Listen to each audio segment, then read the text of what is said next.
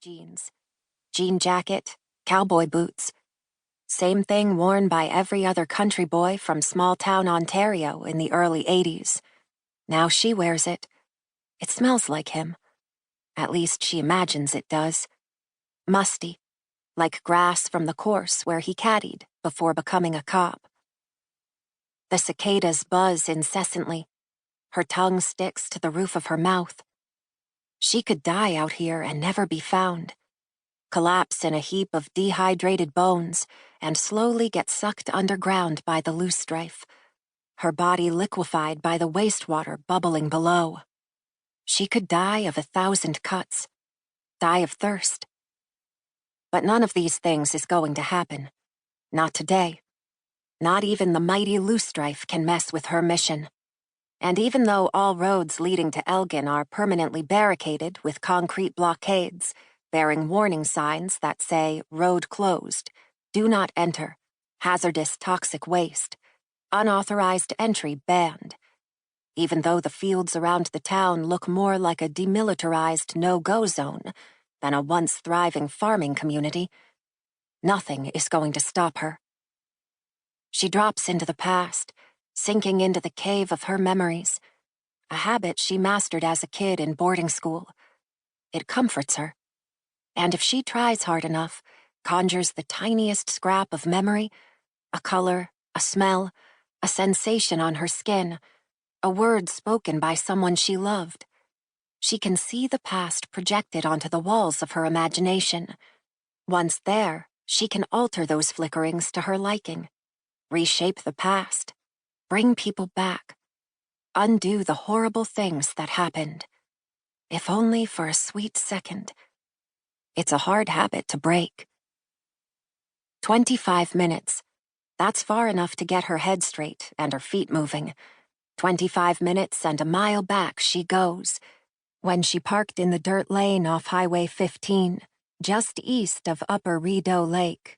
Same shady spot under the weeping willow. Locked the Buick, pocketed the keys, headed out on foot. Destination? Halliday House. 2 clicks inside the no-go zone, up the rolling hill, over the cedar rail fence, then along the eastern boundary of the Halliday acreage, steering clear of the chemical ponds that dot the west side of the property. She knows the lay of the land, knows the stench of diesel and naphthalene that hangs in the air, knows the slippery footing along the soggy banks of the creek of wastewater runoff. Just like the loosestrife, she's a stranger. A trespasser who's made herself at home. She's scaled the barbed wire fence around the defunct compressor station and yanked ivy from the headstones of graves.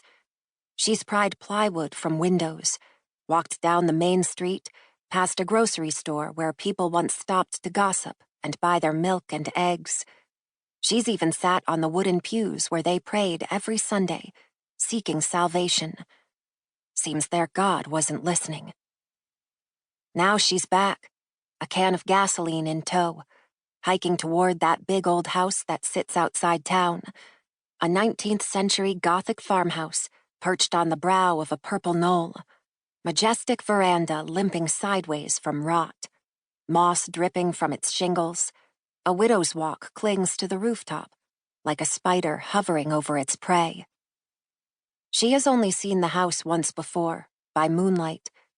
It's the mansion where Kep Halliday lived, where he lorded over the county, stole from the work-worn pockets of his neighbors, sucked the lifeblood from the very land surrounding his own home, until he destroyed everything.